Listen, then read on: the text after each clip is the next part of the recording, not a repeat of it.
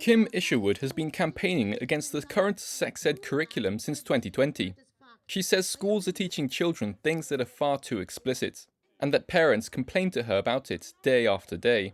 So we've had an 8-year-old child come home from school, he has autism, he was taught about the birds and the bees, he jumped into bed with his mother and he started humping her leg.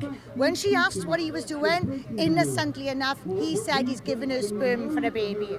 We've got children sexually assaulting other children. That doesn't happen naturally, that comes from somewhere, that comes from a source, you know. So this is actually getting out of hand now.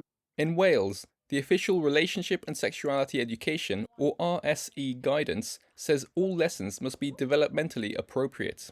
The new Welsh RSE has been compulsory for children aged 3 and up since September 2022.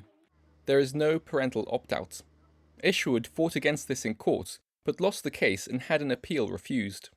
However, she said she submitted evidence that the Welsh RSE curriculum is informed and shaped by World Health Organization and UNESCO standards. Global standards she fundamentally disagrees with. This is where the fight is at, you see.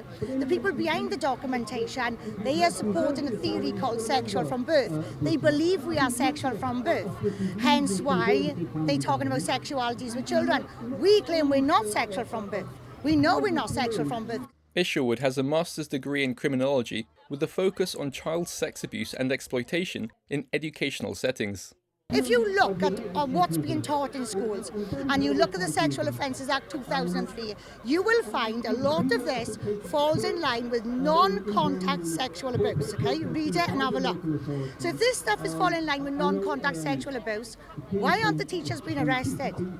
While Isherwood has mainly campaigned for the protection of children in Wales, lots of parents across the UK have the same concerns, as do MPs. I think most right-minded adults would think that's completely inappropriate. And I think if someone outside a school environment were to show that sort of material to children of those age, I think it's a criminal offence. And it's really about the parents should have the choice in this. The state shouldn't be enforcing this on people. Parents should take control of it. And if you want your child to be exposed to these things, that's one matter. But don't expect every other child in the country to comply to you. Paisley added that the government should listen to the concerns of parents, consult with them, and recognise they need to take a different approach to sex education. Malcolm Hudson, NTD News.